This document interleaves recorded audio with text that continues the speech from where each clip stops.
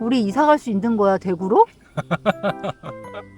아직 상황이 종료된 거 아니야. 나 많이 들떠 있었는데. 어.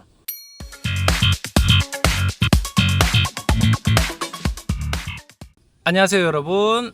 봉구 없이 사는 남자의 봉무남입니다. 홍문혜입니다. 안녕.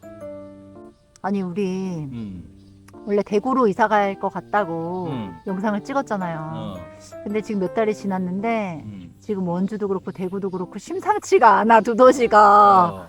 뭐 봉문남님, 우리 이사 갈 수 있는 거 맞아요? 상황이 불리하게 돌아가는 거 맞습니다 여러분.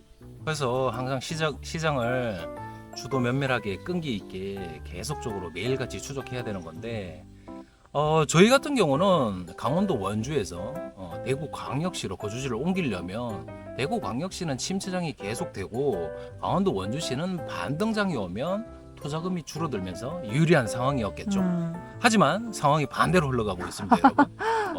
오히려 올해 입주 폭탄을 연말에 앞두고 있는 대구광역시는 1, 2, 3월 급반등을 했어요. 급반등을. 관련해서 펭귄과 파도 네이버 블로그, 제가 운영하고 있는 블로그에 대구 관련해서 대구 실거주자는 추세 전환이 임박했으니까 이사를 고려 한번 해보시라 라는 글을 많이 올린 적이 있어요. 맞아요. 그게 분명히 저희한테는 불리한 상황이거든요. 그에 반해서 강원도 원주는 대구만큼의 반등이 있진 않았어요. 그래서 저희는 투자금이 더 많이 들어간다는 불리한 상황에 있는데, 하지만 분명한 것은 상황이 해제된 건 아닙니다. 아직 연말까지도 봐야 되는 거고, 지금은 1, 2쿼터 대비해서 오히려 또 반등했다가 반등의 여지가 조금 횡보하면서 약간 줄어드는 낌새가 또 오고 있어요. 물론 이 반등이 여러분 백화점 에스컬레이터처럼 선형으로 올라가는 게 아니잖아, 그죠? 저점과 고점이 높아지면서 우상향하면서 반등이 일어나는 거기 때문에 아마 그 찰나의 순간 어디쯤 있다고 사실은 생각하거든요. 그러면 지금 대구는 좀 상황이 어떤 것 같아요?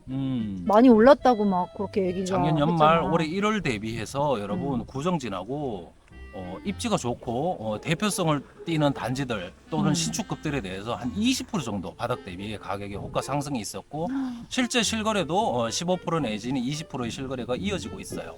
근데 현재는 또 일시적인 소강 상태인 거죠. 그러면 대구가 다시 떨어질 수 있을까? 아니요, 저는 개인적으로 그렇게 보진 않아요. 왜 그렇게 생각하냐면 여러분, 급매물이 소진되었다 하면 그 급매물을 팔고 나간 사람을 제외하고 그 급매물을 매수하여 들어온 사람은 또 2년간 매물이 잠깁니다. 그렇죠? 일반 과세나 비과세를 노리기 위해서. 그렇죠? 그러면 급매물이 계속 나올 수 있느냐? 수요 대비 급매물이 계속 나올 수 있으면 다시 하락이 추세적인 하락이 다시 시작되겠지만 그렇게 보진 않아요. 왜냐하면 급매물이 계속 나올 수 있는 환경이 조성되기는 어렵다고 생각하기 때문이에요. 특히나 21년도 고점에 전세를 들어가신 분들의 전세 보증금, 임차 보증금 반환에 대해서 국가에서도 대출을 많이 완화해 줬죠. 집주인들에 대해서. 그렇죠? 그리고 신규 입주가 앞서 있어서 기존의 구축을 팔고 신규 분양단지로 들어가야 되는 잔금을 쳐야 되니까 구축에 매도 매물이 많이 누적될 것이라고 생각을 하지만, 잔금을 치르는 거에 대해서 특례보금자리, 특보라 그러잖아요. 특보도 뭐 2년 안에 기존 집을 매도하는 조건으로 특보가 또 DSR 안 보고 DTI 60%만 보고 나온다든지 제도적으로 여러 가지 보완이 돼 있어요 지금. 또 좀 더 기술적으로 얘기하자면 여러분, 대구가 반등해서 다시 하락할 거라고 생각하지 않는 더 기술적인 이유는, 제가 바라보는 이 지표의 추적 관계는 가격을 보지 않고 여러분, 가격의 상승률, 증감률의 이격을 보는 거거든요. 저 너무 어려운 얘기죠. 전 아직도 들어도 이게 어려워. 자, 잘 보세요. 가격이 이렇게 하락하고 있었어요. 근데 하락의 기울기가 이렇게 급하게 떨어지다가 이렇게 완만하게 떨어지는, 가격의 하락률이 컸다가 완만해지는, 그래서 하락률의 장기 이평선과 단기 이평선의 이격이 가격의 하락이 급락하게 될 때는 이격이 컸는데 가격이 바닥을 다지고 하락률이 둔화되기 시작하면은 단기 이평선과 장기 이평선이 붙어요 여러분. 그래서 장단기 이평선의 이격이 작아지게 돼요. 그래서 그 이격의 평균이 작아지면서 이격의 평균도 바닥을 다지는 구간이 오게 돼요. 그게 지금인가요? 그게 지금이에요. 그래서 그 이격의 평균이 다시 재하락으로 가서 이격의 평균마저도 이렇게 다시 밑동치가 커지면서 밑으로 내려오려면 엄청난 하락이 있어야 돼요. 지난 22, 23년보다 더 큰 하락이 있어야만 장단기 이평선의 이격의 평균이 더 강화되게 되어 있기 때문에 이것은 추세가 완전히 공고화되었다고 사실은 봐도 무방합니다. 그래서 제가 대구로 이사를 앞두고 있지만서도 작년 연말 대비 이제는 아파트 매매 가격 기준으로 호가 반등, 실가 반등이 일어난 거에 대해서 시장을 제 포지션대로 마음대로 해석하지 않고 있는 그대로 담백하게 볼 수 있는 이유기도 하고요. 그러면 지금 저희가 거주하고 있는 강원도 원주 시황은 좀 어떻게 보시는지요? 원주 시황도 제가 네이버 블로그 펭귄과 파도에 한번 올렸습니다, 여러분. 원주도 올해 연말로 갈수록 가격의 바닥 다짐 현상이 더 강화되고 오히려 일부 반등이 있을 수 있을 것 같다라는 글을 올린 적이 있어요. 이건 역시도 논리가 일맥상통합니다. 다만 그 반등의 강도나 기울기가 대구광역시보다 약하다 뿐이지 추세가 이미 하락하는 장기 이평선과 단기 이평선의 이격의 평균들이 이미 좁아지기 시작했고 그게 이미 바닥을 찍고 이격의 평균이 바닥을 찍고 반등을 한 지가 벌써 4개월, 5개월, 6개월이 지났습니다.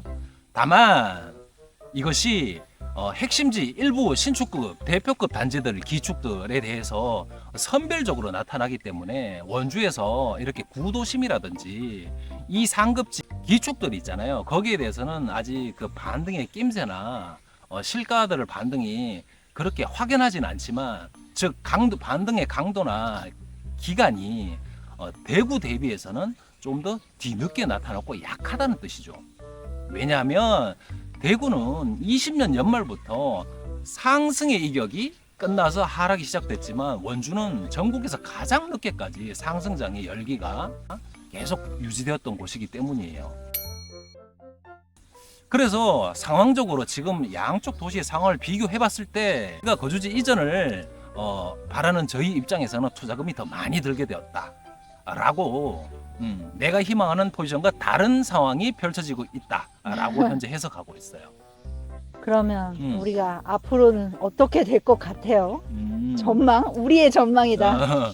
돈이 더 많이 들어도 여러분 그런데 상대적인 값으로 대구 집값과 강원도 특히 원주의 집값을 비교하면 대구의 집값이 훨씬 저렴합니다, 여러분. 그렇게 반등이 20%나 일어났어도 원주는 반등이 5%, 10%에 국한되었다 하더라도 대구의 집값과 원주의 집값은 아주 장기간의 시개월 동안 분위 배율을 따지고 대구의 집값의 배율의 추세를 따져보면 훨씬 더 저렴합니다. 여전히 그렇기 때문에 호가 반등이 대구가 더 세게 일어나고 그 반등의 추세가 더 강하더라도 여전히 실거주를 옮겨야 되는 스탠스는 변하지 않는다라는 말씀을 한번 드리고 싶었어요. 그럼 더 하고 싶은 말씀 있으신지요? 한 투자금이 많이 들어가니까 그리고 저는 월급이 안 나오니까 매월 현금 흐름을 만들어야 되잖아요. 그러니까 주택에 투자할 수 있는 시드 금액 자체가 줄어들고 있는데 양시장의 이격은 물리적인 투자금, 물리적인 절대적인 투자금은 늘어났잖아요. 물론 대구 올랐지만 원주보다 상대적으로 저렴하지만 양시장의 절대적인 투자금은 이격이 벌어졌기 때문에 대구에서 조금 더 중하급지로 간다거나 아니면 물건의 우열을 조금 더 낮은 곳으로 간다거나 해야 되는 어떤 A 다시 플랜이 필요한 거겠죠. 아직까지는 그렇게 생각한다. 대구에 갈 수 있을 확률이 조금 높다고 생각을 하시는군요. 원주 시장은 여러분 특히나 일부 부동산 강사들이 21년 연말에 혹은 21년도에 그렇게 한참 뜨거울 때 상급지, 무실동, 혁신도시, 기업도시, 신축들, 대표급 단지들 그렇게 많이 올랐으니까 개운동, 학성동, 태장동 이런 데 가서 준 구축급 단지들을 갭을 작게 해서 여러 채 들어가서 그걸 따라잡으라고 이렇게 막 강의를 막 하곤 하더라고요. 그렇게 한 분들 다 물렸습니다, 지금. 그쵸? 마찬가지로 원주도 25년도 입주가 아주 많잖아요, 여러분. 그래서 21년 구정 이후로 지금 급락을 하고 있는데 물론 이 급락의 추세도 다른 특광도의 다른 지자체보다 훨씬 작습니다. 하지만 원주 기준으로는 절대값으로는 급락을 하고 있는데 그 반등이 나올 소지가 올해 중후반부로 갈수록 더 강해질 것이다 라고 이미 해석을 하고 있어요.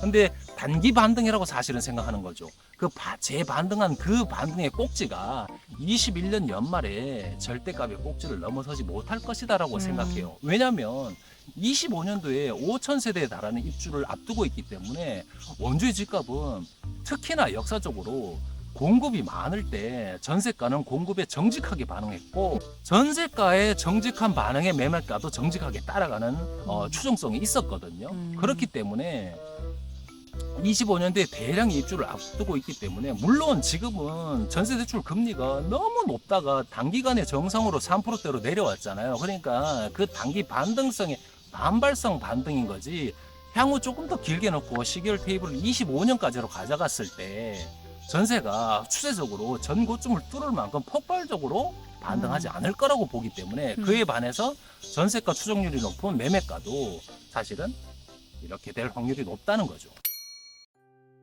그럼 어찌나 저찌나 우리가 들어갈 투자금은 많아졌다. 늘어남을 이미. 인정해야 되고 늘어났네. 원주집을 팔아서 대구에 더 좋은 집을 못 들어갈 확률이 더 농후해졌다는 그렇네. 거를 명백하게 인지를 하고 있는 거죠. 그러면 음. 연말에 다시 한번 인터뷰를 해야겠다. 갔을지도 모르고 못 갔을지도 모르는데 아무튼 그때 다시 한번 얘기를 해보도록 하죠 뭐.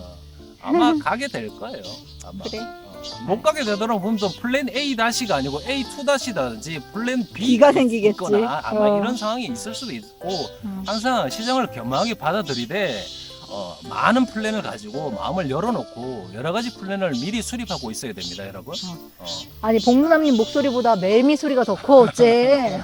그래서 매미 한 마리 잡아주려고요. 이놈의 매미들. 잘 알겠습니다. 네, 오늘 저희의 상황들이 여러분의 부동산 의사결정에 일부 조금 도움이 되셨길 바랍니다. 이상 시간을 사고 시간을 살아내는 공부 없이 사는 남자의 복무남 복문이었습니다. 안녕. 어디야? 시끄러. 와.